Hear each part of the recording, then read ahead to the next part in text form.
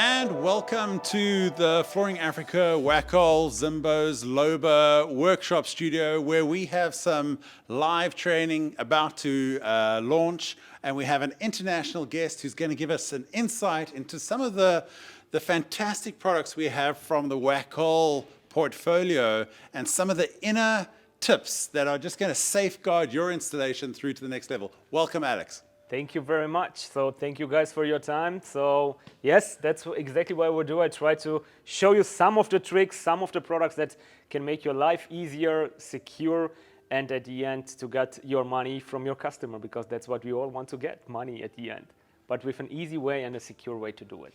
I think it's all about focusing on quality product that we can bank. This product and portfolio is the next level. I'm not going to slow you down. I'm going to let you carry on with your demonstration, but I'm just going to chirp from the sidelines because there is kit here that we really want to dig into, because this is the next level layer system that's going to safeguard your install. That's Thanks. Totally true. So once again, thank you very much for your time. And I would like simply to start, if you are building a house, you won't build your house without a good foundation. Same thing for your installation with a subfloor. Doesn't matter if it's a resilient floor, so it's LVT, PVC, linoleum, or wood floor. If the subfloor is not prepared the correct way, you won't have really a lot of fun with the floor that you installed for a longer period, or at the end, the house owner, whatever, the hospital people won't be very satisfied with whatever you did there. So that's why, first of all, subfloor preparation, most important thing. Then later on, we will go to the installation of any kind of resilient floor, and also a small slip to the MS228 for wood floor installation. But once again, 2-3 words from my side. I'm Alex, like already mentioned. I'm a professional wood floor installer, but also master of wood floor and resilient floor installer. Means you go to school, learn that, you work also on job site, then you work for another 5 years to be able to go again to school and to get your degree to call you Master of Installation of Flooring. So it means resilient floors, but also wood floor installation. I'm doing that now since, not so long at the end, around 20 years in total, plus minus. So I say not so long because there are some other people out there that are doing this since 40 years. So comparing to that, it's almost 20 years, not that much long. Yes, like I mentioned, don't want to steal too much of your time. And we will start, like I mentioned, subfloor preparation. And important is to know what you are doing. So it means ask questions from beginning on the job site. So how is the subfloor? Is it hard enough? Is it strong enough? Is it cured or not? What do I expect there? And have everything in mind what I'm going to do. It's not only just that I get one information. You need actually all this information from beginning to know which product or which step do I have to do after the other one. So to give you an example, just be on a job site, check how is this screed or the screed. Is it strong enough? Is it humid? Or do I have to prepare something to fix that? What do I want to do on top? So most important question, is it hard enough and is it humid? You got two answers, possibilities. Yes, it is hard enough, and yes, it's not humid. What do I want to do next? Do I want to install a resilient floor, so LVT? Yes, I want. Then I need to put a leveling compound. But before of the leveling compound, what do I have to do? I need a primer, because if you put a leveling compound without a primer, this is not going to work the correct way at the end. So if the answer of your two questions is the screed strong enough and not humid, they are positive, like it is cured and is strong enough, then you only need an ordinary primer, like the WAKOL D 3003, dispersion-based primer. At least it's really a primer. You apply that primer before you apply your leveling compound. And this is important as well, because just applying the primer is not, it will bind the last dust if you want it like that, but it will also balance the absorbency of the screed prior to leveling compound.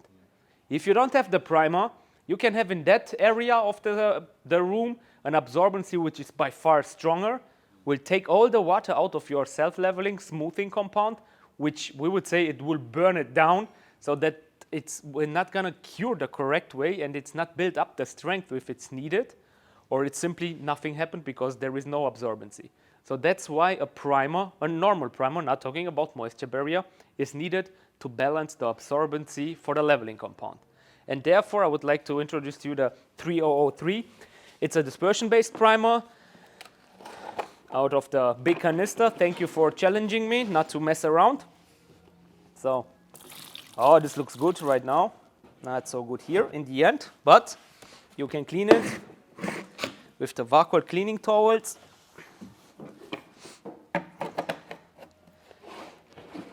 And then the application, for sure, normally you should do this in an upright position, which means try to avoid working on your knees. We do this now on this small area, not to mess around out of the bucket. And the same thing, the recommendation is also worked out of the bucket, simply because you don't waste material. I know how it is on a job site, because you take the canister, spread it on a whole area, take your roller and keep going. It's nothing bad with that, but it's not useful. You will waste a lot of material, because in that area where the 3003 will be on the floor, you will waste it. It's nothing bad with that, but you simply waste time and money at the end. And it will be very strict absorbed into the subfloor. So put it in a bucket, take your roller, for sure also the stick. Once again, here we will do it on the knees because the area is a little bit smaller, and that's all you need. Nothing specific. Put it like, I don't know, paint or varnish for wood floor, and you're ready to go. It is a fast curing primer, pre-leveling compound, so means around half an hour, 45 minutes to cure. The consumption is 150 grams per square meter. Keep going. That's all you need. After a half an hour, 45 minutes, you can do the next step, which will be possibly a leveling compound, if this was needed. Coming back to the same questions again. Is the screed strong? Is it humid? What do I want to do? The answers are, yes, it is humid, and it's also not really strong. What do I have to do?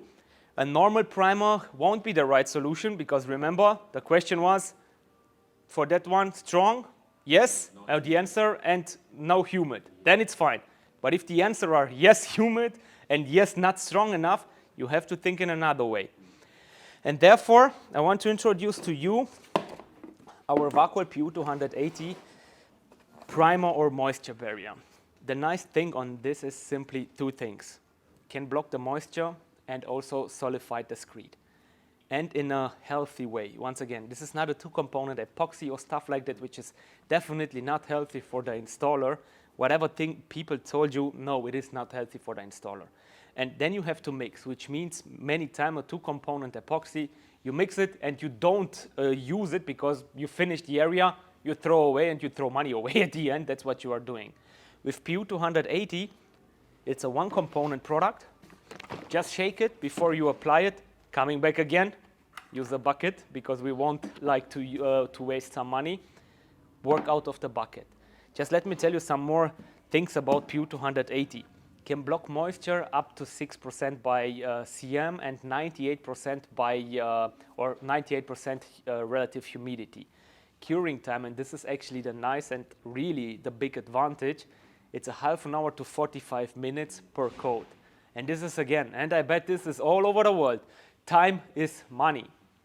It doesn't matter if you're in South Africa or in Europe, still time is money, and you won't waste time. Means each coat, half an hour, 45 minutes, and then you can do the next steps, whatever this means that are needed. If you got just a weak screed, then one coat is enough just to solidify the screed. This is not a moisture barrier at this moment. It is just a solidification for the screed. If you need also a moisture barrier, you have to apply the second coat. And the recommendation, but this is not a science or something like that, we say north to south or then east to west, the second coat, just to be sure that you applied two closed films. If you can make sure that both coats goes this direction and you are sure that it is closed, keep going. But easier is it just go north to south and east to west, and then you are sure that you have two closed films of the moisture barrier and you're happy to do this.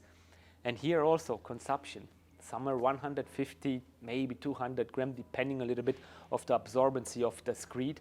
This is all you have, so per coat. In total, if you use it like a moisture barrier, you got 300, 350 grams per square meter, which is comparing to a lot of two-component systems, almost a half. And it's doing many times, and I mean it's doing with the property of blocking moisture more than these two component systems. And again, nothing specific. It's an EC1 Plus product, which also will fulfill all the requirements like BREEAM, LEED certification in bigger for green building. And the only thing what I won't recommend, don't drink it, but anything else, there is no smell. There is nice bluish color. And also here, the same thing, work out of the bucket, you save material. And very important, for people that are used to the two component systems, you do not need to create on top a skin or a film at the end. It should be thin, because PU280, let's put it like it is, it will penetrate and the magic will happen in the capillaries inside the screed. So therefore, you really do not need to create a film on top. Actually, this will be not so good. So if you apply too thick, you create some foaming, and this will destroy, if you want, like your moisture barrier. Nothing which is totally bad. If this happen, take your buffer, 60-80 grit, go over, vacuum, and apply a next coat, and then you're safe again. But avoid it from beginning, apply it thin. That's all you have to have in mind. And like I mentioned, also no mixing with water or stuff like that. Use it like it is out of the bucket. And also here, we do it on a small pieces. Take the stick, put it in the bucket, and apply it on the area. Once again, products are made also for the installer. Try to be as healthy as possible. So every time when you can avoid not being on your knees, you should take this advantage. Yes, it is a little bit another viscosity comparing to the dispersion one, but still like a primer. You want to try? Feel free. Yeah. Once you've opened up a jug, how long can you keep that jug going for? Does it have a shelf life? Yes, it has a shelf life of 12 months, but even you opened and you use it again, nothing will happen inside. So don't put anything that you got in the bucket back into the canister, because you got already the reaction, and you will bring also stuff inside where the reaction will continue. But easily over 1 year you can use it without any issues. Oh, you're doing so great, but if you're doing that so slowly on a job site, we don't earn money. I'm just kidding, but for sure, for the first time that did you already work with that product, or? I have worked with the product. Okay. I also have a question yes, sir. with regards to tapping it over into your bucket. Just like Barry said, if I've got excess material, obviously that oxidizes correct throughout usage, so I can't then tap it back. I won't recommend to do it, so that's why before you start your application, I recommend put less than too much in the bucket, because then you can add. But if you already put too much, which sometimes happen, I won't recommend it, because you put a roller on the screed. Here is nice and clean, and every time you bring some stuff inside, and that would be again put into the bucket, and then you will accelerate the reaction, or you will start the reaction inside the canister, and then you will waste again. So, but it's good that you work out of the bucket, and honestly, the easiest way to avoid that, put a little bit less than you possibly need, and then you can add a little bit more at the end, because otherwise you will throw it away. Yeah. But it's still, comparing to these two component systems, less waste. Now you got, thank you very much, by the way. I can have a small break from the application. Now you have 150 grams per square meter, half an hour, 45 minutes, and ready for the next steps. Depending what the next step should be. So after you applied your PU280 on a humid subfloor, and also not strong enough, so that's what the PU280 is actually doing, is strengthen it up and block the moisture. Two steps or two choices. Wood floor installation, if the floor is even enough, you can start doing your wood floor installation directly with our MS adhesives immediately after curing of the PU280. So it means you apply PU280 2 coats, and like I learned today at tea time, which should be around 10 o'clock, you can start already with the installation of the wood floor to have already your starting line before tea time. For sure, don't get me wrong. It's depending on the job size. If you got 500 square meter, maybe you won't be ready with sanding, vacuuming, and applying 2 coats of PU280 before tea time. maybe you should wait till lunch then. But in general, it is a fast system and it's a secure system. A lot of people are using also that system or the moisture barrier if they don't know if there is a moisture barrier under the screed or not. Just for an insurance reason for them, and they say totally it's a cheap insurance because I don't know what it is underneath. Is there a moisture barrier construction, moisture barrier on top on the concrete pre or the screed or not? And they prefer to go with 2 coats and they say, you know what? It is now a moisture barrier and I can do my next steps, which could be an installation of wood floor directly or a leveling compound, which you should, I would say, you should put a leveling compound pre your installation of, let's call them elastic floors, which could be linoleum for sure, PVC vinyl sheet, LVT, rubber. I would recommend. I know that here and there, depending where you are on the world, you can also install directly on concrete if they are very smooth, but the best installation is every time if you got a leveling compound. The leveling compound is every time by far denser and smoother than any concrete or screed. And you save simply later on material when it comes to the adhesive because it is smooth. And for the installer, that's the best way to install if you got a self-leveling compound. But like I mentioned, PU280, after you apply this 150 gram per square meter, so 2 coats you need around 300 gram, around half an hour per coat curing. If you need a leveling compound, and once again, also here important, I'm saying the whole time that leveling compound only for resilient floors. Let's say mostly for resilient floors, because if I would install an engineered herringbone or a chevron, which is already pre-finished, we are talking about 10 millimeters, and if I have an uneven screed where there is no leveling compound, good luck with the gaps that you will get if you do not put a leveling compound. So what I want to say, even for a wood floor installation, a leveling compound could be a good choice. And therefore, because PU280 is very smooth, if you want to touch it here, I already pre-coat this once so that we don't have to wait to look at, oh, now it's cured or no. To see that it is very smooth when you touch it, feel free. If you would put now the leveling compound, it won't really stick very well because it's, I don't like to say it is smooth like glass, but almost. So therefore, you need something which make it a little bit rough again. And therefore, we recommend the Wakol 3045, the special primer. It is a dispersion-based primer with sand inside, which means you apply it on the PU280, let it cure again 1 hour. So it is easy. You don't have to be a scientist. Put it like it is. Almost all of them is 1 hour of curing time, and also consumption is 150 gram per square meter. So nothing specific. Have just in mind, it will erase to carry sand, or if you have an epoxy system, to give an example. Many times if you put a 2-component epoxy system, you have to spread some sand.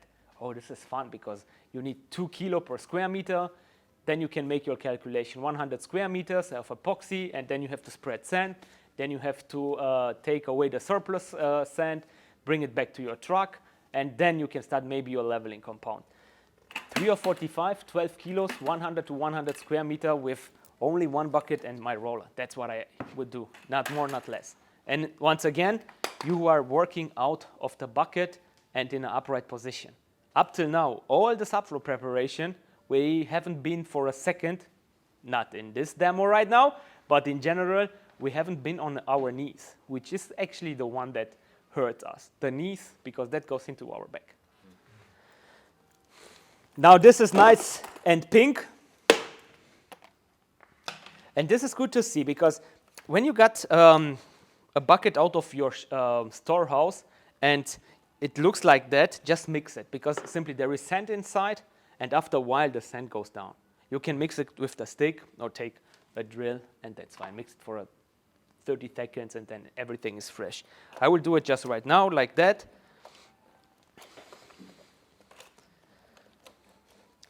And that's what you need. That's totally enough. 3045, it's for sure first designed for the application of PU280, but not only for that. So 3045, the special primer, can be applied all over where it is a non-absorbent subfloor, like ceramic tiles, terrazzo, Pu280, I don't know, metal or something, and a leveling compound is needed. Therefore, you need something to create this non-absorbent and very smooth subfloors to make it rough again. Therefore, 3045 could be an option. Not only for the subfloor or for the floor, you can also go up to the tiles on the wall if you want to put, I don't know, a wall leveling compound. It gives them as well this grip, if you want it like that. Even you can also stick by applying 3045, again, tiles with tile adhesive to the all tiles, if you want it like that. So you have quite a big area where you can apply the 3045. Quick question. Yes, sir. Some installation sites, your topping will be sitting a little bit higher than your actual aluminium frame, for instance. One can then use the 3045 on that aluminium frame to create a bond for your screen when screening your topping and frame level. You can use it also therefore, but make sure, especially when it's metal, to clean that, because many times metal, by cutting, by using whatever, they have some residues of oil. That's the only thing that I would recommend. Clean them to be sure that there is no residues of oil, and then it's fine. Awesome. Good. You want to try? I'm okay. You're okay? Oh, you get already tired? Okay, it's already 4 o'clock, so I understand. Ah, look at you.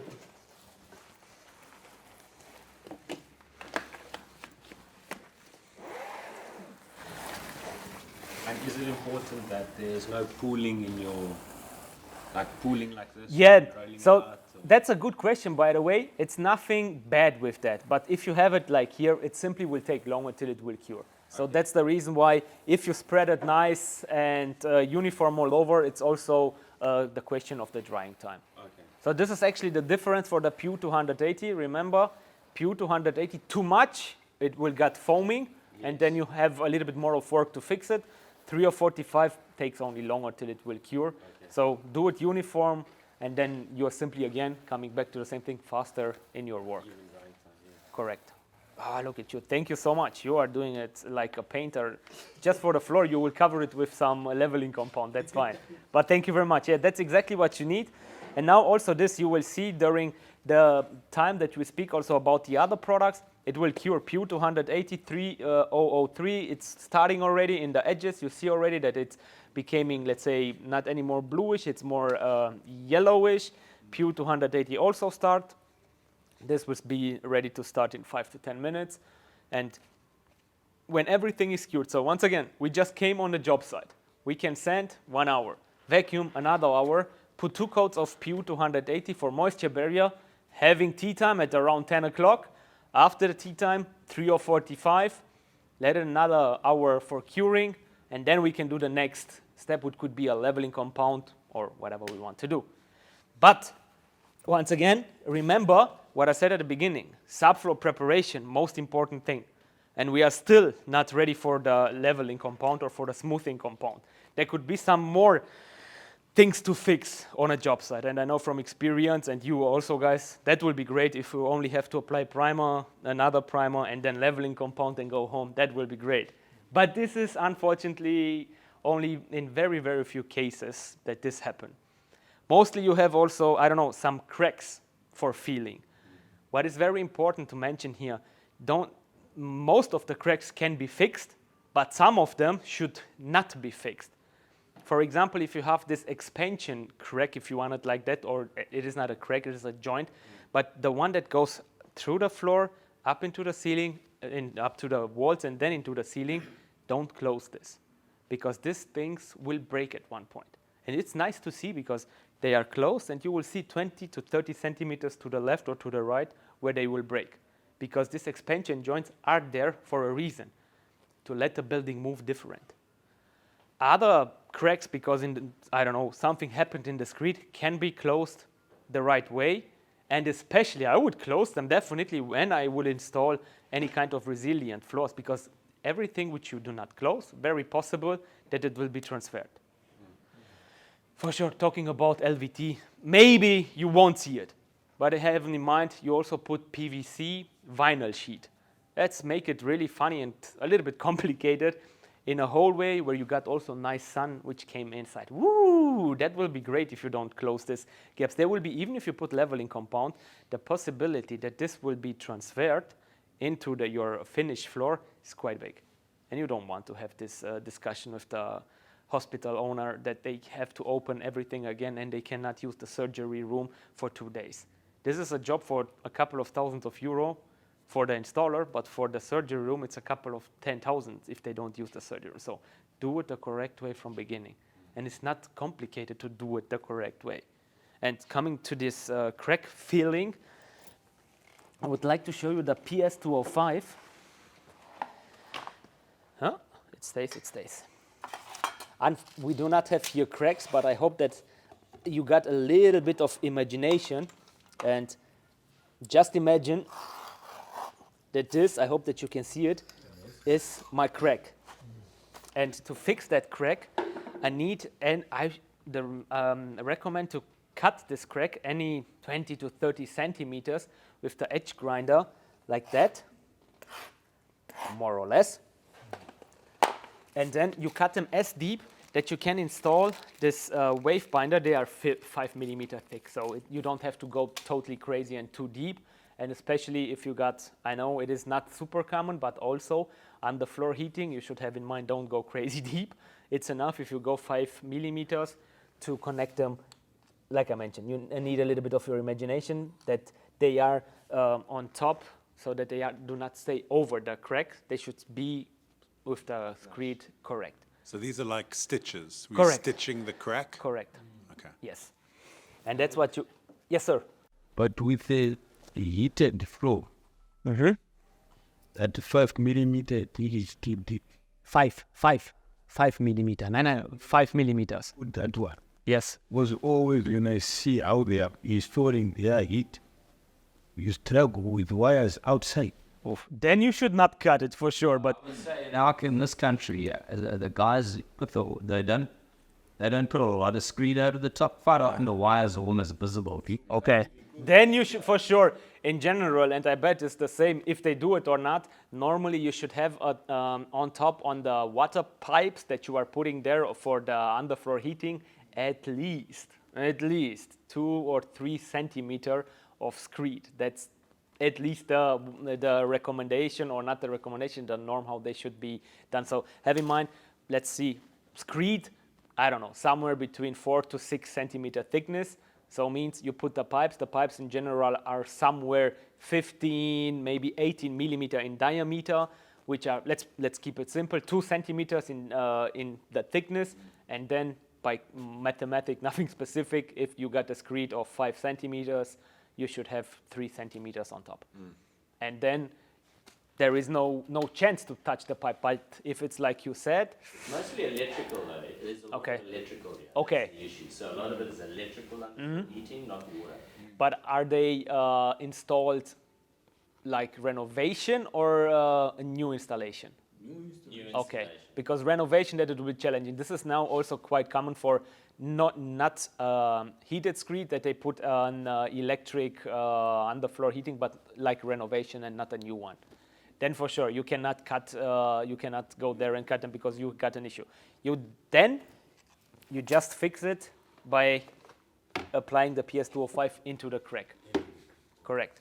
And you can mix it one by one. That's the nice thing. And I every time recommend, if you got more or not so many cracks, you don't have to mix both containers at once if you have to fix just, I don't know, 3-4 cracks or something. You can also mix it in another container.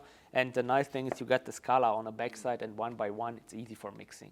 But, for example, you got a bigger area or more cracks to fill, I recommend from that point, put the A component into the B, because then you can use the clear container for mixing portion on another job site.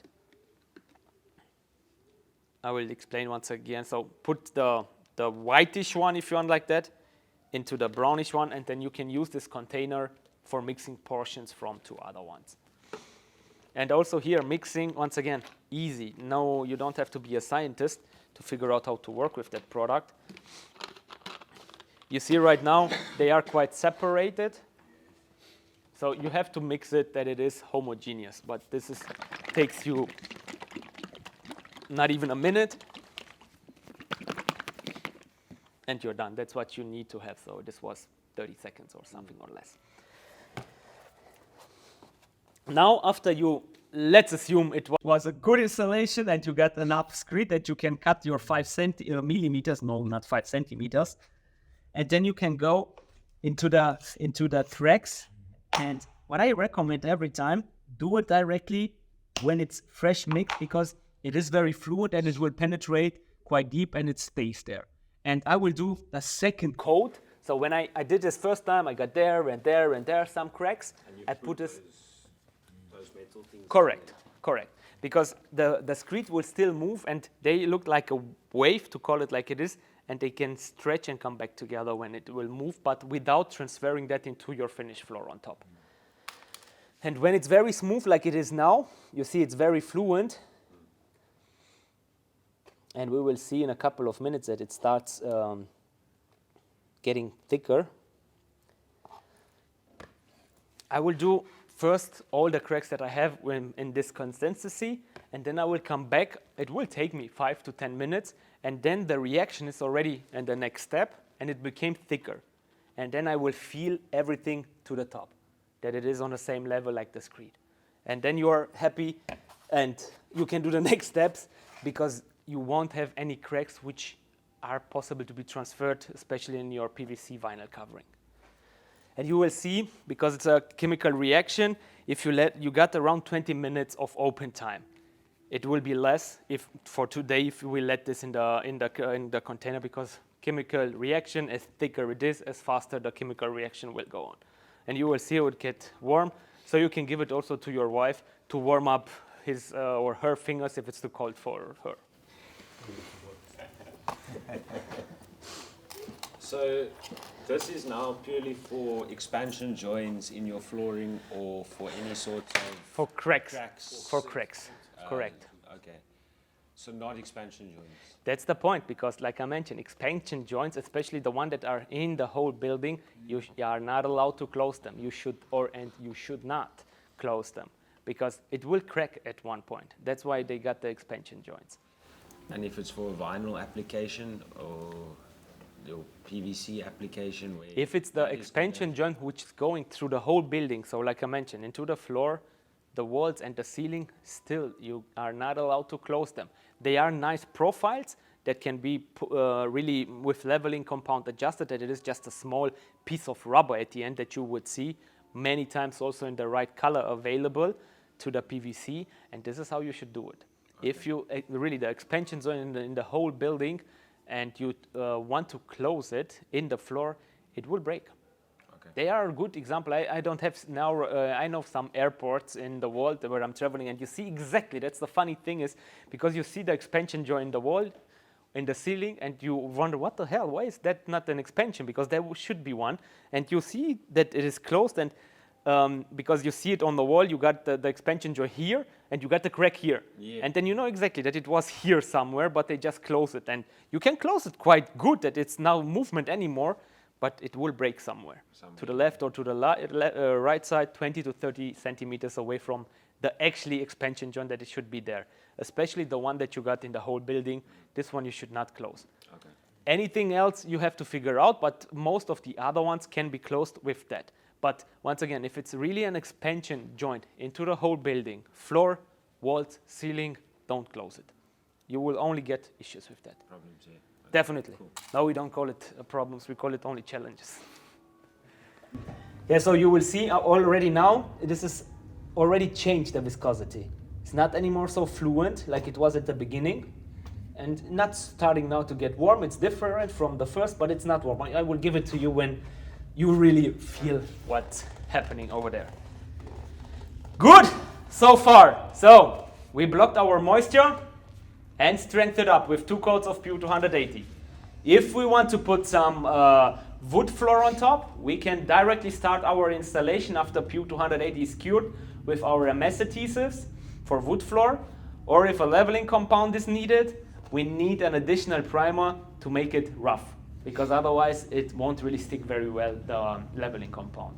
Therefore we got the 3045. And almost ready for the leveling compound, but just only almost.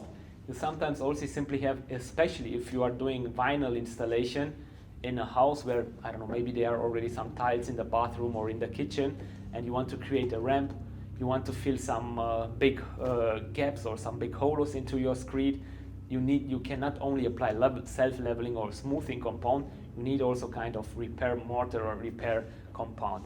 And therefore the 645, which is, you will see, dust-reduced leveling compound also here. We are also thinking about the floor installer, because let's be honest, yes, it is also good if you are doing a renovation in a house of Mrs. Smith. She would very much appreciate if there is no dust in the room, and therefore also it's an advantage. But also it's an advantage for the installer itself that they do not have to breathe all this powder in their lungs. And at the end also the time, we are again saving time. You can apply 645 from, let's say 1 or 0 up to 5 centimeters to 50 millimeters in one application layer.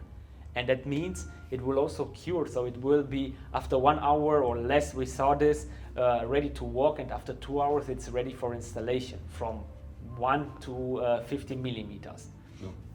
Mixing ratio is like, for a repair compound, I would never give you a mixing ratio. There is a mixing ratio. You can add 6 to almost 7 to 8 kilo of water. First of all, I won't recommend to mix the whole unit with water, because it is quite fast curing.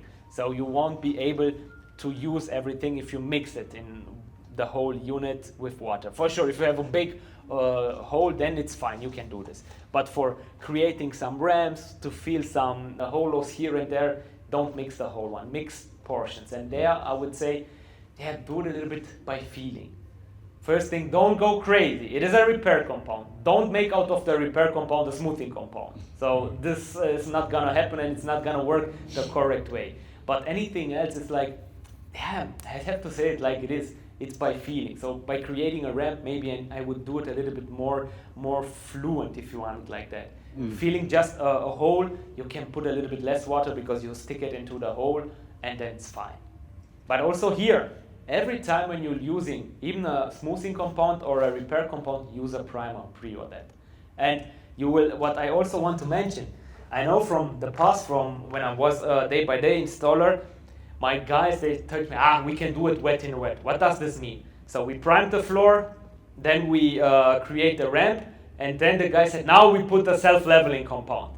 But it's every time risky. So when the repair compound for the ramp was not 100% cured, then I know from the past it was like, now it's wet in wet and it will stick. Yes and no, it will work possibly, but it's every time a risk that you really pass this moment when it was really wet in wet. And it's not anymore wet in wet, and it will maybe work, but also maybe not. And to avoid this, simply use a primer prior leveling or repair compound. So if you prime the floor, then you put your ramp, then in that area where you create your ramp or whatever you did, put again a primer. And then put your smoothing compound on top. That will simply helps you a lot and makes your life easier. 645, like I mentioned, can be applied from, let's say 1 to 5 centimeter. Also South African centimeters, 5 centimeters. We have this morning this discussion. They recommend put first water and then the powder, but this is nothing specific. But it makes the mixing easier.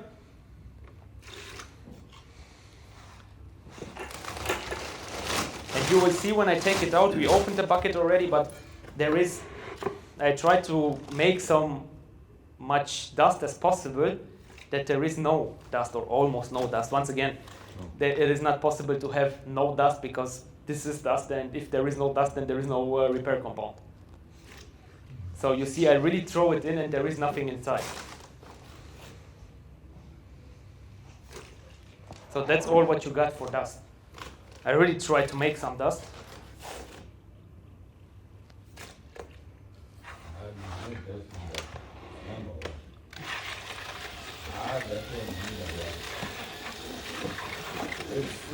So don't make it like that. This is still a repair compound, yeah? Don't go as thin like that. So you think it works well? That one is number one. A1. If you compare with all what we buy from inside here, it's all different. This one is number one. You never go wrong with this one. Lovely. I like it. You can bank it. Yeah, this one.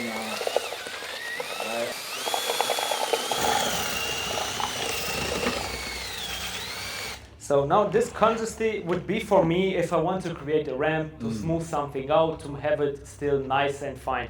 If, once again, I want just to feel a big hollow, then I would put some more of that. But for playing here around, I think that might be good.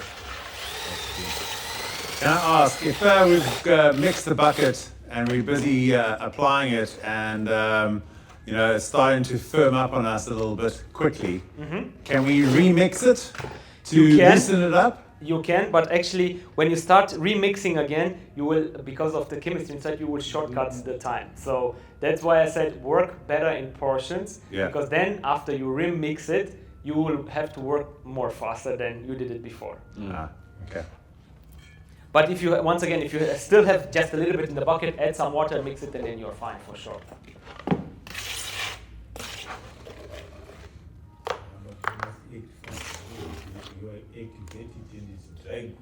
Correct. You want to try? You know already, but you can show the guys how to work the correct way. Come on, let's do this. Just have in mind, don't step into that, but anything else you can do. Maybe you can create a kind of a ramp.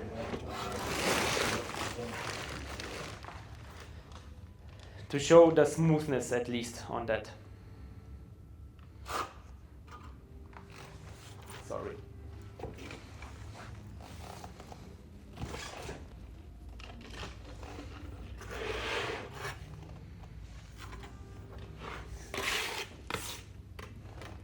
Looks quite nice, eh? This one is A1. This one, you like it? Really, it looks like it smooths out quite nicely. Yeah, feel free to try as well. Yeah, as low again. Great. This one works nice, Papa. Some of them, if you Let's do put it some more. nice, they say, did you already put self-leveling because of the goodness of it?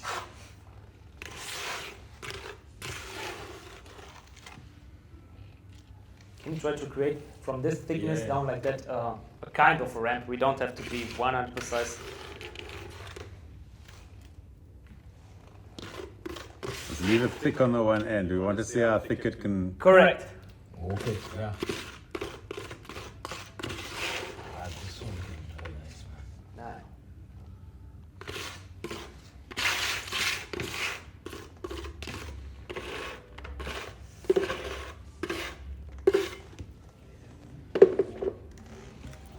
you don't even want to stop, huh?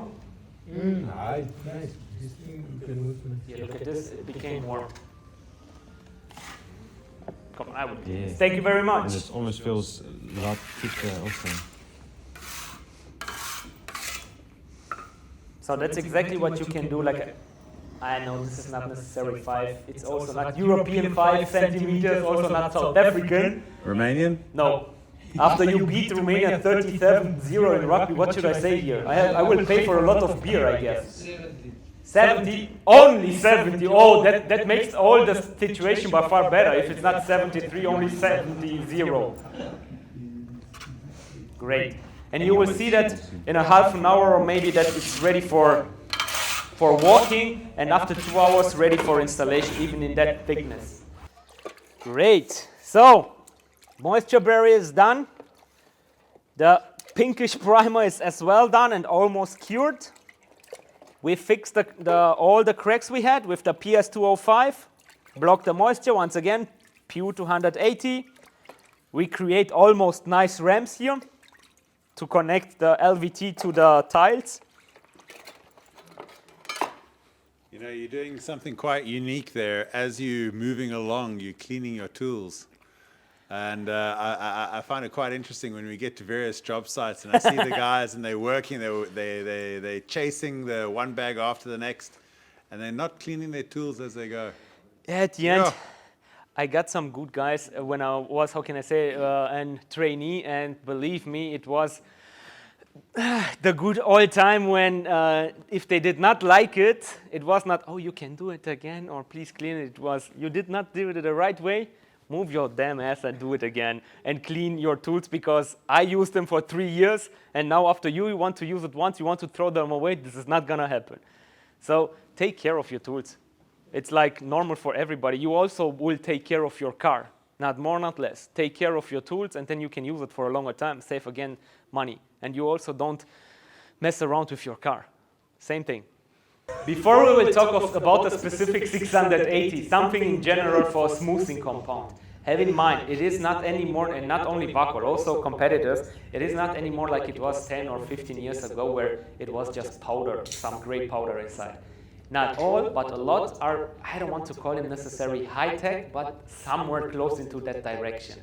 So in the 680, for example, there are around 60 and 65 ingredients inside, which means you should have a little bit more in mind also, for example, the water temperature. Don't go crazy, because you should mix it with cold water.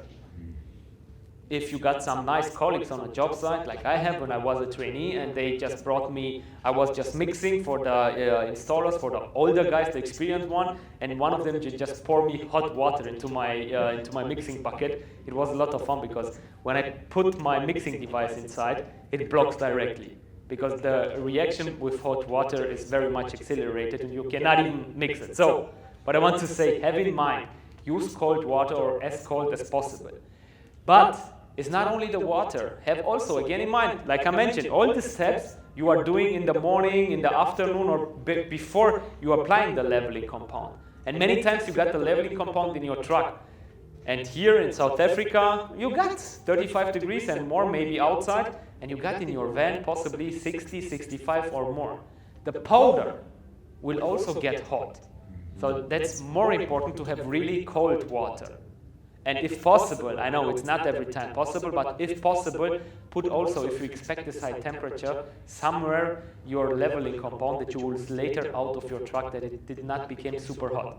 Because if it's super hot, even mixing with cold water, it can affect the fluing properties. Simply, that's what will happen.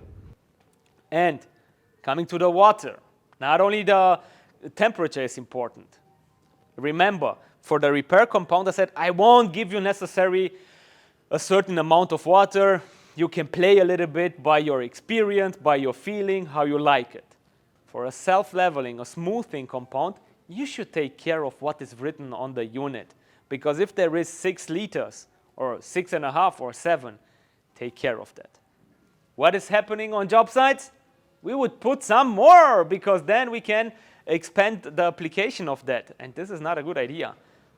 Many times I say, oh, a good leveling compound should work with more or less water of 200 grams, but nobody would put in a self-leveling compound less, because this is also affect the smoothing properties.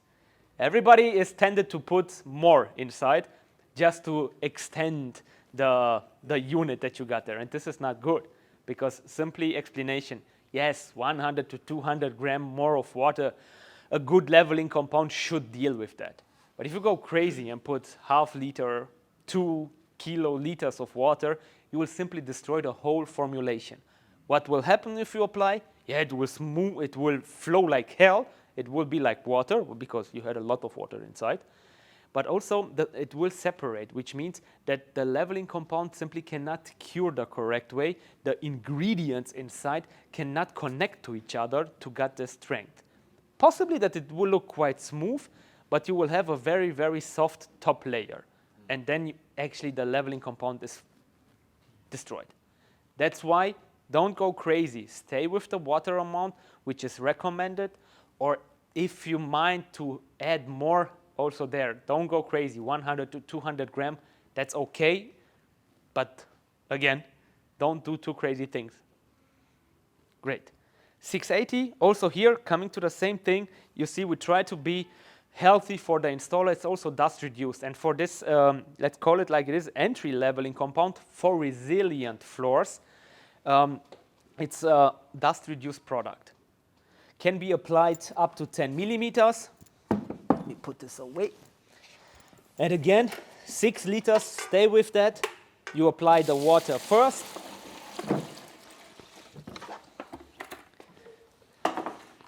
And before we will mix it, just a couple of words to the rakes and the available rake numbers, if you want it like that. You got R1, R2, and R3. Don't have in mind that these numbers are also the thickness of the leveling compound. So R1 I don't even would recommend, because the application with the R1 trowel notch or rake means you would apply less than 1 millimeter. Have in mind, why is it less?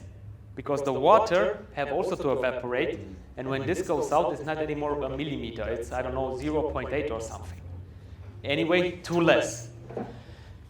R2, not 2 millimeters, unfortunately. It's also 1.6 to 1.8 somewhere. And the R3 would be somewhere around 2.6 to 2.8, maybe 2.9. So I learned this day that you need in South Africa, you put mostly more than only 3 millimeters, so around 4, 5 or 6 millimeters. If it's that way, also fine. But have in mind that every time when you think it was 5 millimeters, so put 5.5, then you will get possibly at the end your 5 needed millimeter. And why is it needed at the end?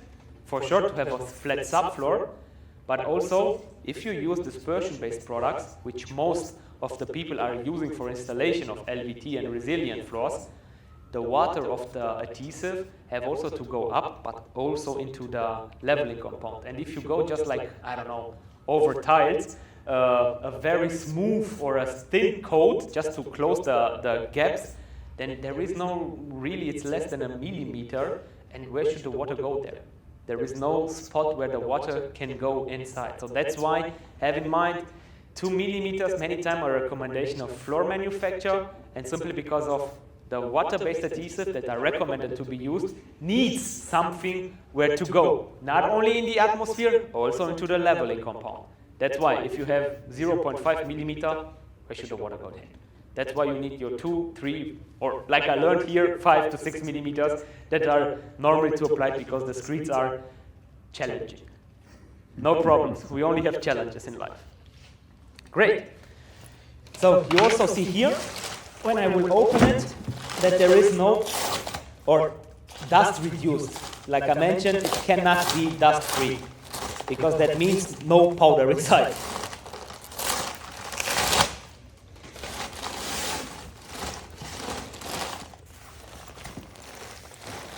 So I don't put the bag into the water so that I mix something, because I'm from Romania, you know, I don't mess this up. I just try to show you that's what you got on dust. And I really try to create some. And that's everything you will see when it comes to dust. And I'm wondering, no, the whole day electric? No shutdown somewhere? Or is it just enjoyable? Where is this happening?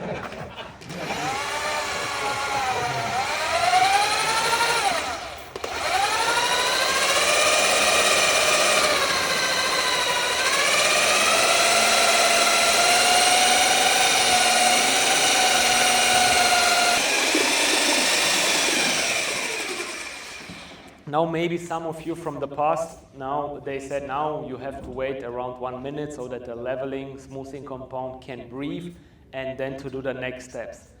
That's a nice thing which was in the past. At least for our leveling compound, this is not needed. But I know this also from the past when I was also the youngest one on the job site with the guys, and they tell me, yeah, now today you have to do leveling compound. Okay, no choice to say I don't do it, because then you know what you got. And you did it. And then they said, hey, now you have to wait a minute. I said, yeah, but how do I know where is the minute? I said, I cannot work with a watch. I don't like to have a watch on my hand when I'm working. And he said, you're stupid and young. We will explain how to do it. You take 3 times out of your cigarette, and then you know, now it's time to go. And then I said, but I don't smoke. You see, you're again stupid, you should start. So you see, this is a long time ago. That's why the new leveling compound is not needed to have this breathing air or to let them breathe. So you can, after you mix it properly, that there are no bricks inside, not bricks, or it is mixed proper, which would be 1 minute, 1 minute 30, something like that, you can apply your leveling compound directly.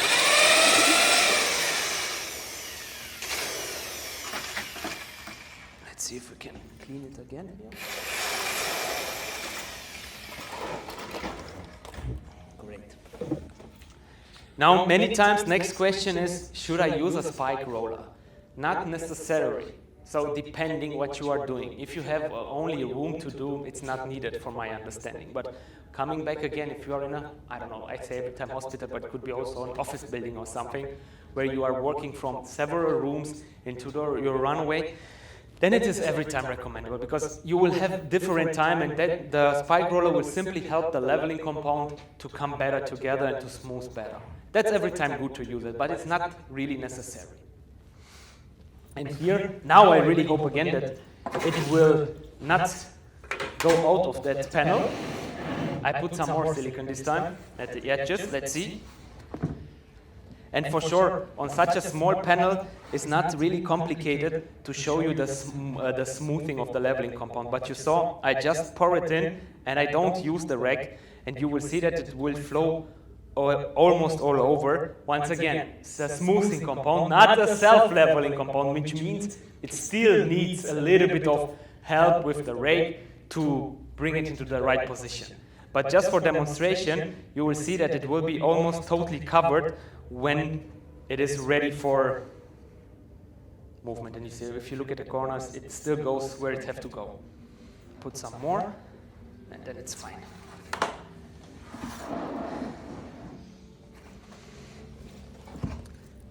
Many times, next question is, should I sand a leveling compound after applied? Yes, sir? Once you put the 645, do you have to put anything on top?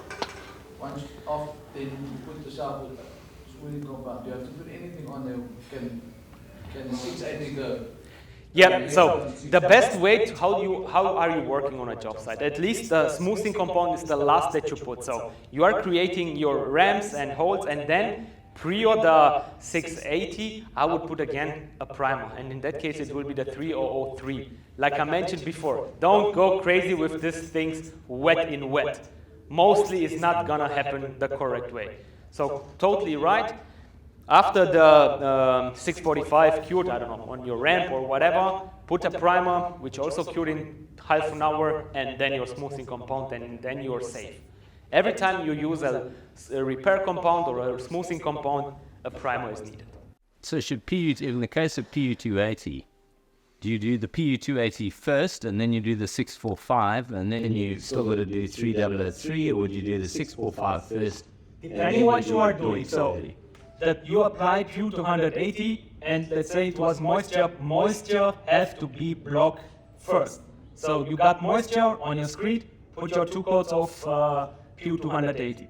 Then you got some, then you already know that a leveling compound is needed. You apply your 3045, and then you figure out you have to create some ramps.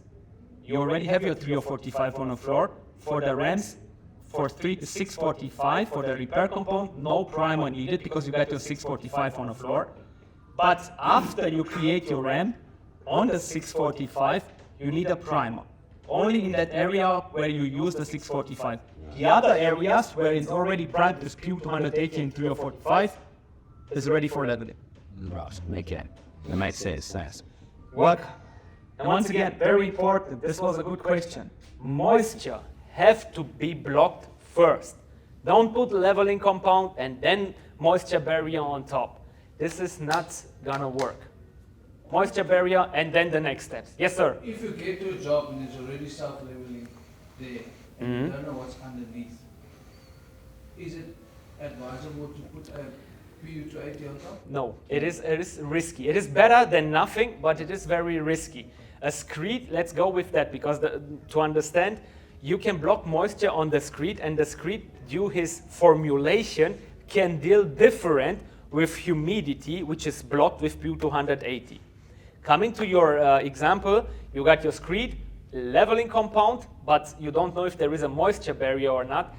The possibility that you put the PU280 on top on your smoothing compound, and still there is humidity, it goes to the screed, into the leveling compound, which cannot anymore deal with humidity, and it will break it. Because PU280 will block the moisture also into the leveling compound. But leveling compound, due to the formulation, by far that's a more, I want to say not so, it's not the same like a screed, cannot deal with that humidity. To a certain point, for sure. And if it's a cement-based one, also this leveling compound can deal somehow with the humidity. But if you got really humidity coming from underneath, it will be destroyed at one point.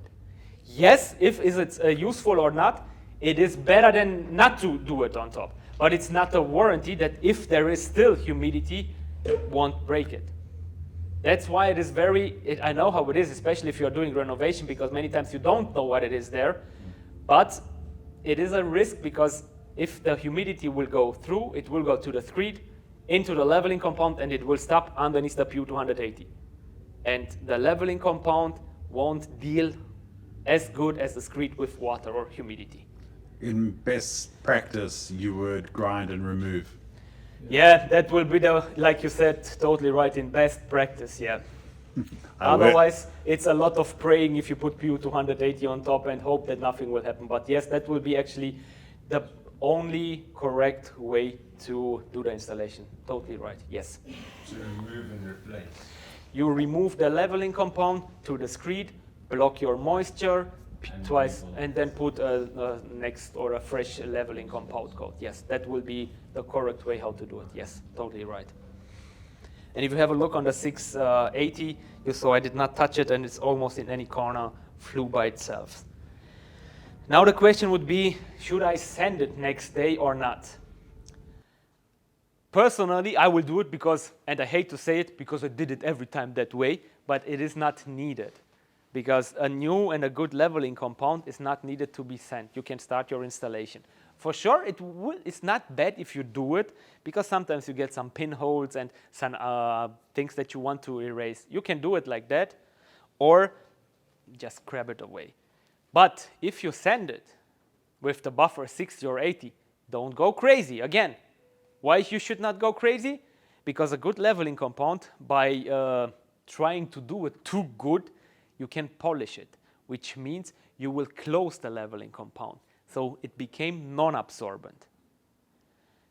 Why is it important that it is absorbent? When we come to the adhesives.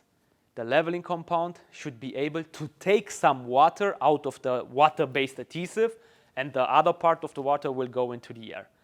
If it's super polished, then it is not really possible for the water out of the dispersion water-based adhesive to go into this leveling compound. And once again, I'm talking about because I know from supplier to supplier, manufacturer to manufacturer, it is different. A good leveling compound should not be more than, I say, then this is now totally Jinglish, fly over with your buffer 60 or 80, and then you're fine. Now, don't go crazy that you stay like that. Just fast over that you take any kind of pinholes and then do the installation. So far, so good. Now we are almost, no, actually we finished the first day, if you want it like that, like real conditions on a job site. We put the moisture barrier, PU280. We wanted to put some leveling compound there. We need a special primer 3045 for some ramping, for some gapping. We take the repair compound 645, which can be applied from 0 to 50 millimeters. And after that, for sure, we put also a primer 3003 on top on our ramps that we create before we apply the 680 dust reduced leveling compound, and let it cure overnight, because mostly we say, or not mostly, we say what you are doing leveling compound is the last thing that you are doing at the day when you are doing subfloor preparation. Go home, now you can have your dinner, sleep, and you are coming next day on a job site, 7, 8 o'clock, and you can start your installation. So gluing down LVT, PVC, whatever you had planned before of that. And therefore, would like to show you two adhesives today. So it is the Wakol D3307 PVC adhesive. With that one, you can glue for sure any kind of vinyl, Cajun vinyl, vinyl sheets, but also LVT. And when I say also LVT, it's not so common for a really inexpensive product, which is proved and an amazing product for LVT. Why is it that way? Quite simple, because LVT has, if it's a good product, it has to be dimension stable. And therefore you need good products. And LVT became, at least in the last years, cheaper and cheaper, because a lot of manufacturer wants to play that game And if you want to play that game, you have to get cheaper. How you get them cheaper? You add plasticizers into the formulation, and that makes the product cheaper, but also the dimension stability a little bit more worse. Dimension stability means that you will get, when conditions change, gapping in between the panels. And therefore, wet set installation, or the 3307, is a good product to fix them and to keep them in place.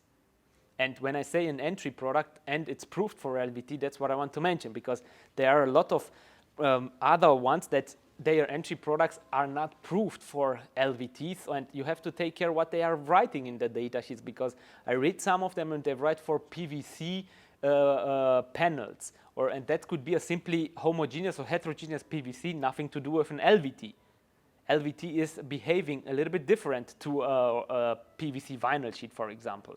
It is more undimensioned stable, like a PVC vinyl sheet. So that's why it is proof for the LVT installation, vinyl sheet.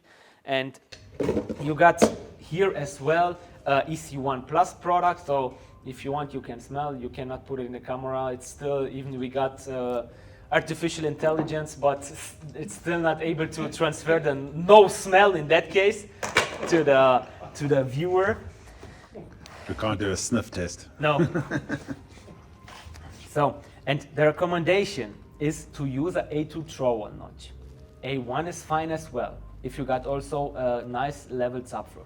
But I want to mention, to explain, if you make sure that the installer is changing the blade after 30 to 40 square meter, nothing to do with Wakol in that case, it's simply the teeth, using it on top on the screed, they will become smaller and smaller. So out of your 330 grams per square meter, after 40, 50 squares, you might have 250, which is totally okay and safe.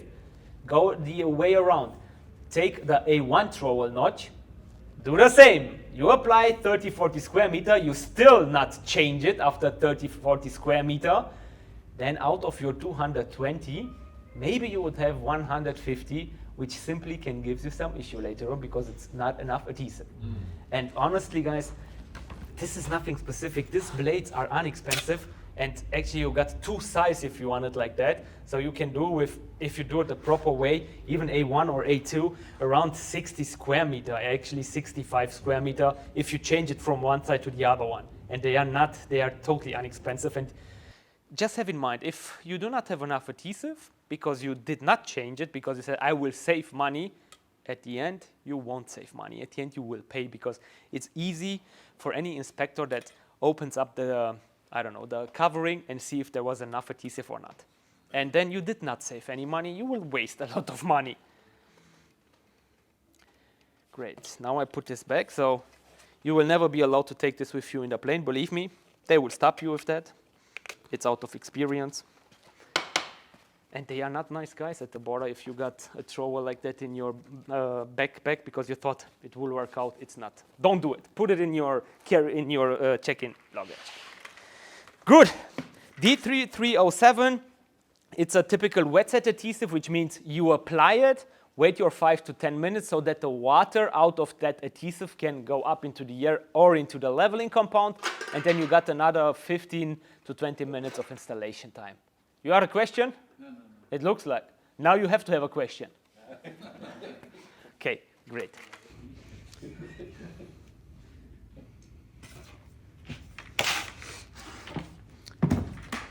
So it should be easy for application, which it is because it's a water-based product.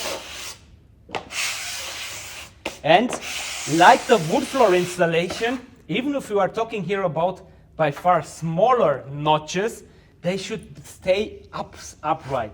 That simply guarantee you later on a good connection and a transfer of adhesive into the backing of the LVT or the vinyl sheet. If it will slap down, then there is not really a good connection to that.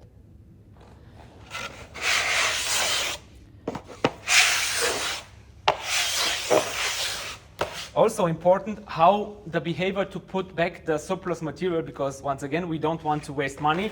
If it's totally fluent or like water, you are not able to do this and put this back into the bucket to use it next time. don't get me wrong. If you are doing this like that and you put it in your storehouse for 1 year, you put bacteria from the floor into the bucket. It is like water if you want it like that. What will happen with water if you, I don't know, add something inside after a while? Also won't be anywhere so good to use. So you, even after 1 year, if you do it like that, it's fine. But once again, it will be a lie, and that will be for any kind of dispersion-based product. If you put this now for a year in your storehouse, it won't be like a fresh bucket when you open it, period. That's the way it is, because you add something which was not formally for the formulation. But if you use it in 1 or 2 months, everything is fine with that.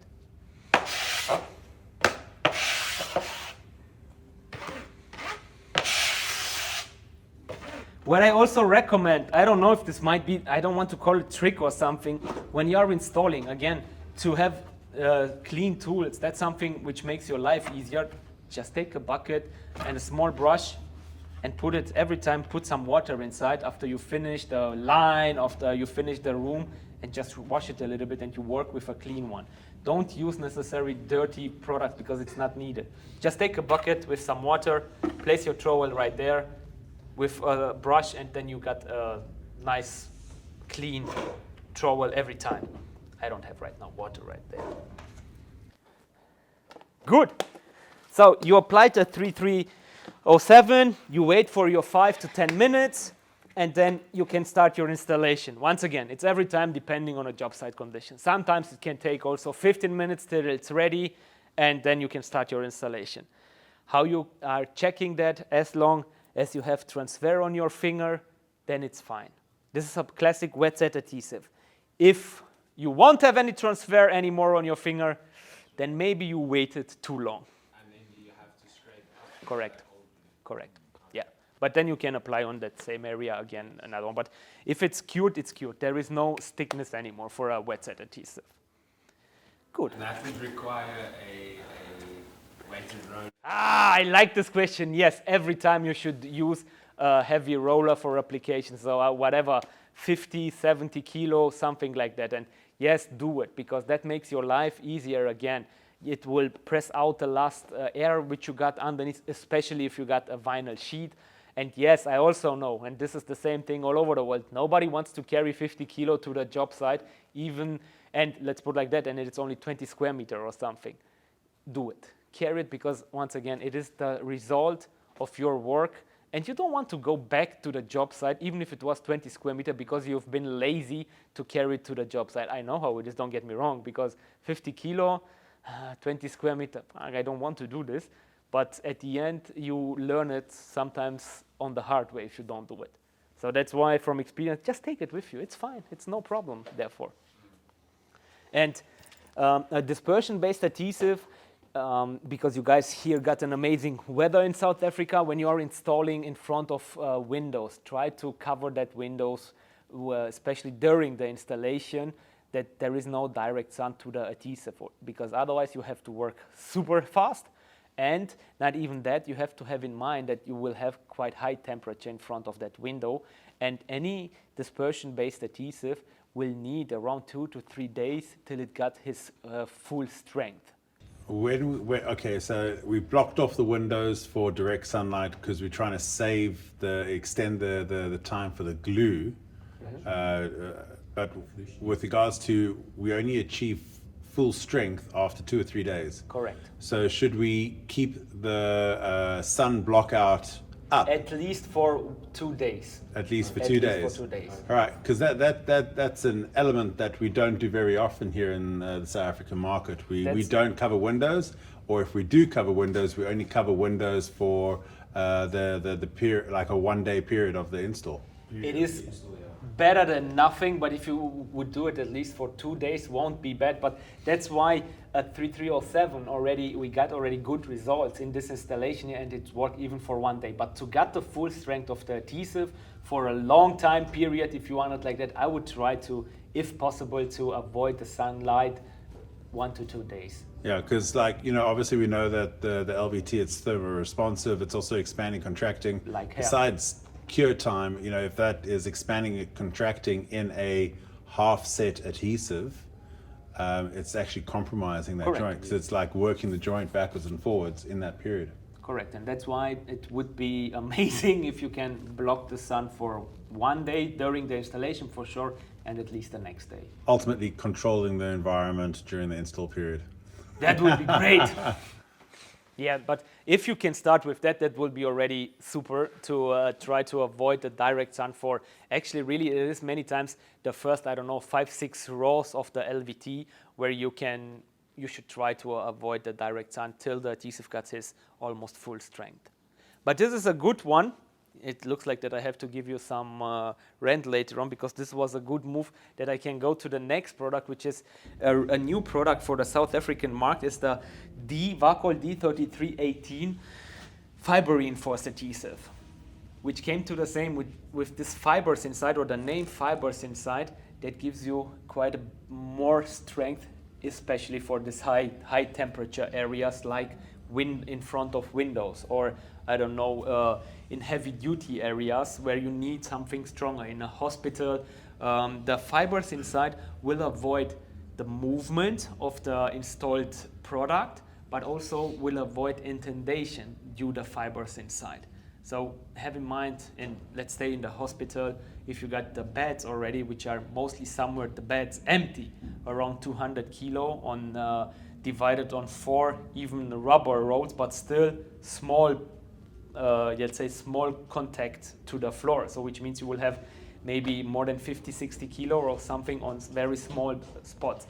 Therefore you also should have the right adhesive to stick it. 3318 will also give you simply more strength, and using in a wet set, and this is for many manufacturers, especially in Germany, the smaller and the bigger ones, they really recommend for the LVT especially a wet set adhesive, and if possible even a fiber reinforced adhesive. So this is how they are acting, and I mean really all the big ones that you possibly would have now in mind, they recommend a wet set, if possible, fiber reinforced adhesive. Nice thing, it is nothing, how can I say, not complicated for application, same thing. The only thing which is very important for the fiber reinforced one is really the A2 trowel notch. Simply for explanation, if you use a A1, it's too small, the distance between the notches, and then you cannot spread the fibers the correct way. Okay. That's why this is the 3318, is the adhesive where I definitely say you have to use a A2 trowel notch to be able to spread the fibers all over. Give you an example. A customer of mine from Greece, an amazing guy, is doing great installation jobs. He was used to use a A1 trowel notch. He took the 3318 and then he got bubbles. But in the same time, it was super stick to the floor, because he was, I don't want to use the Greek words that he was using when he tried to pull out the PVC. And really, both of us was like, what the hell is going on? Why is it not working for you? And it was simply quite easy to see after we took it out, because every time when he turned the trowel notch and the spot when he turned, he got the bubbles later on, because there he was not able to spread it with a A1. He switched to A2, and he's the luckiest guy in the world using the 3318, especially because of spreading all over the fibers. That's why it is important for the 3318 using a fiber, an A2 trowel notch. Also suitable for, I know it's not so common here, but for linoleum, also for rubber, LVT anyway, cushion vinyl, and maybe not yet, but you will get in touch with that, PVC-free floors. So means polyolefin, polyurethane coverings. Everybody, and all the, I would like to say all the big player, global player, but also smaller ones, at least they got one collection in their portfolio. And therefore, you need an adhesive which can deal with that. Why is it so? Yeah, because they are very undimension stable, this PVC-free floors. They do not contain any more PVC. Instead of that, there is some polyolefin, for example, or polyurethane, and some other possibilities as well. And they became quite undimension stable. Comes again, you got capping, therefore you need a strong adhesive, which would be the 3318. Also recommended by a lot of manufacturers already for their PVC-free floors. And for the application, you will see there is actually no difference to the 3307. You will see a little bit difference in the color, and later on you will also see that on this small area not so visible, but open speaking, the ridge is not so clear is the wrong word. Due to the fibers, it's a different picture on the floor.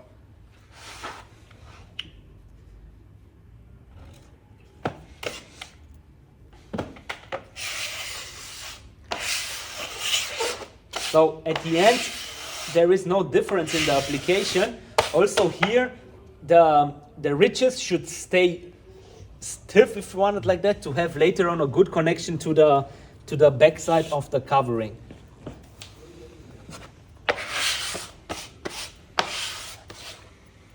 Same thing, have in mind, these are things that you can compare on job site. How is the possible to put back the surplus material into your bucket?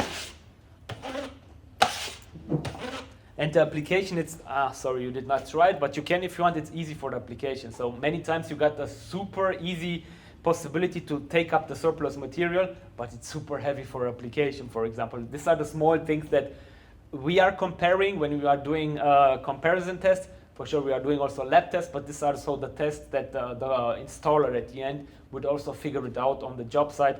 Or smelling, once again, don't eat it, but it's also EC1 plus product. So it's like you can try to smell, but there is nothing to smell. So, and the nice thing, which I think is quite nice and amazing, it is a wet set adhesive, fiber reinforced, with a working time of 30 minutes, which is for a real fiber reinforced adhesive quite a lot. Most of the, and also the old formulation, very open, the 3318 that we had in the past, it was only 15 minutes, 20 minutes of working time. With that one, you got 30 minutes, and it is a real fiber reinforced adhesive. The challenge is, and that's why there is no regulation, how many fibers do I have to put in an adhesive to call it fiber reinforced? That's why you can put one fiber inside, maybe I exaggerate with that, I don't think that anybody is doing that, and then they call it fiber reinforced. And due this, not specific amount of fibers, also other so-called fiber reinforced adhesive can have a longer working time. But it's mostly because there is not really fibers inside. But because there is no regulation, how much do you have to put inside to call it fiber reinforced? That's why you can go with that. Nevertheless, half an hour of working time with a real fiber reinforced adhesive, it should be more than enough. So let me just pull, it's a little bit too early to install right now, but we will just put something inside just to see what we would like to have for a wet set installation.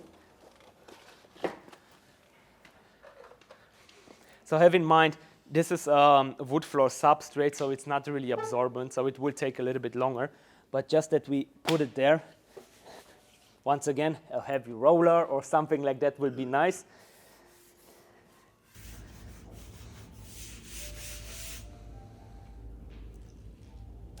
Already initial grip, and that's what you want to have on a backside on a wet set adhesive, the transfer.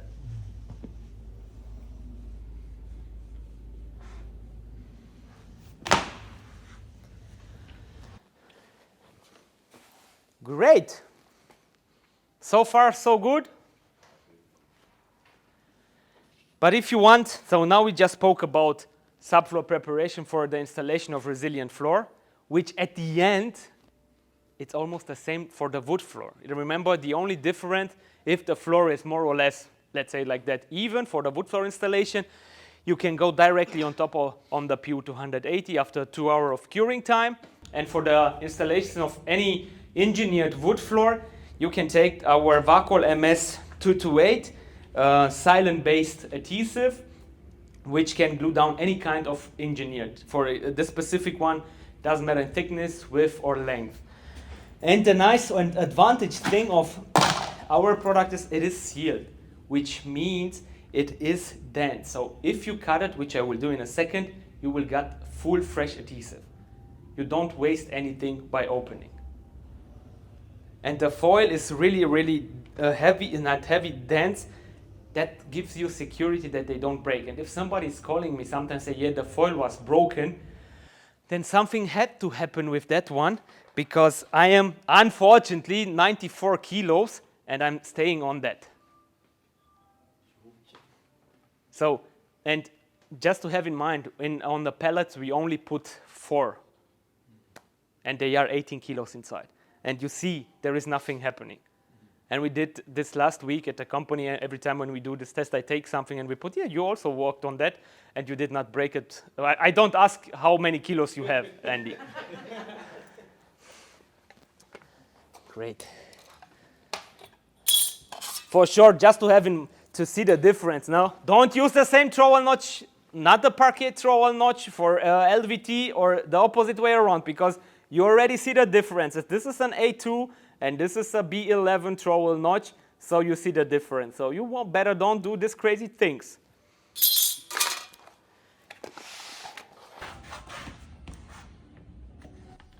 MS228, just cut the foil, and if you already know, and let's say you don't use the whole bucket, then don't throw it away, the foil. Use what you need out there and then put the foil back, because it will seal it again. But don't get me wrong, it is a water or a humidity reacting product, which means in the moment when air touch it, the reaction starts.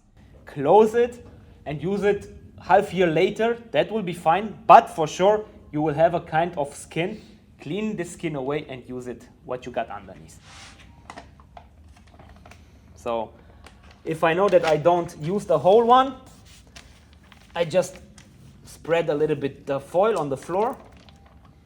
Then I don't waste material. And I can use the foil later on again. And if you have dirty finger, once again, Wakol cleaning towels. I told you I have to pay for my plane. Even the turbine of an engine or something was broken. It was amazing yesterday night when the pilot said, hey, you know guys, unfortunately air conditioning is not working because there is something broken since 10 days. And that was a good feeling, having in mind of a 12-hour flight when you heard from the pilot that there is something broken at the plane. It's like, oh, thank you. That will be great. Also here, what I want to show you, because we spoke about ridge formation, same thing for the wood floor.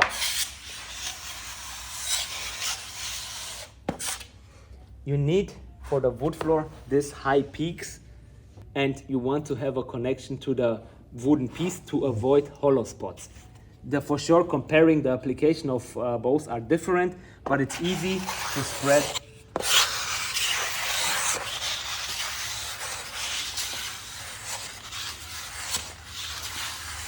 And also to put back the surplus material. I won't do this because then I will affect it. So I just put it here in the corner.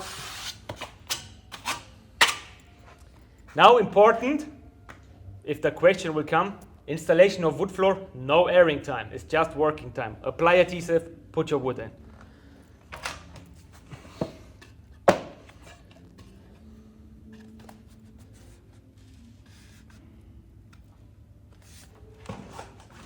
This is also, I did not plan this, but that's the advantage also of an MS adhesive.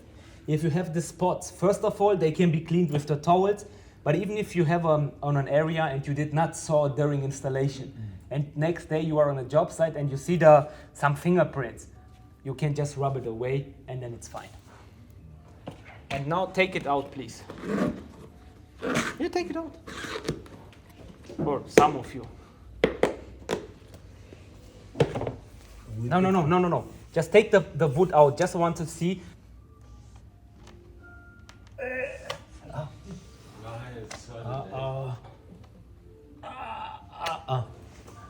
So it is already, the initial grip is quite high. Take the knife and then it will be easier. Yes.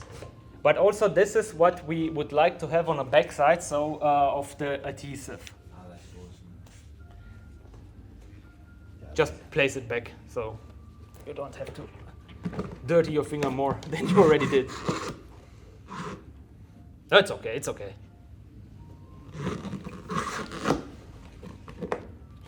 You want to finish the installation right now? He's a dedicated professional, what can I say? Yeah. Now I have to finish it by You see, now we did it. Together, we are strong.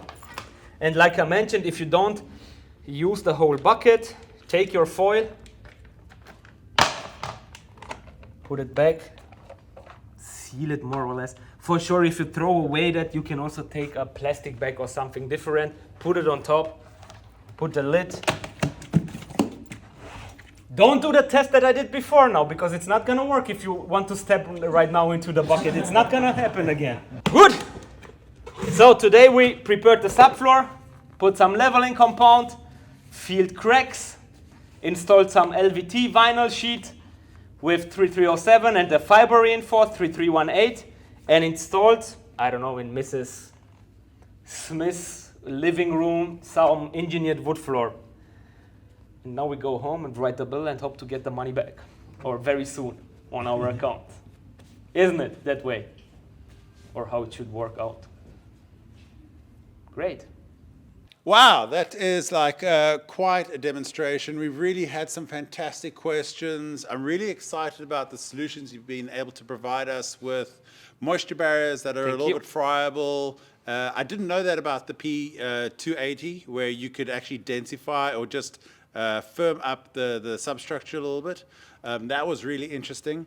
The flowability on this stuff is absolutely amazing. I think there's product here that we don't actually know about in the South African market, and that is something special. And then working with your adhesive, wow. I was a little bit nervous for you when you were standing on that tub. I must admit, I'm not going to try it. I think I'm a little bit heavier Now than it's too yourself. late. Alex, thank you so much for Thank coming you. all the way through to our workshop studio here in Cape Thank you Town. very much And we being look here. forward to exploring your products on Let's the do job this. site. I think that's where the proof is in the pudding. Correct. Where we actually use these products and how we build up using the right products for the right application as we discover things on site. I think that's the arsenal that us Correct. as professional installers, it's about not saying that one product works for every situation. It's about understanding, reading the site accordingly, and then using the appropriate product. Totally right. That's exactly, I could not say it better. Anyway, I know you have to catch a plane. Thank you We will so manage much. it. I Thank you really very much. appreciate it. Thank you so much.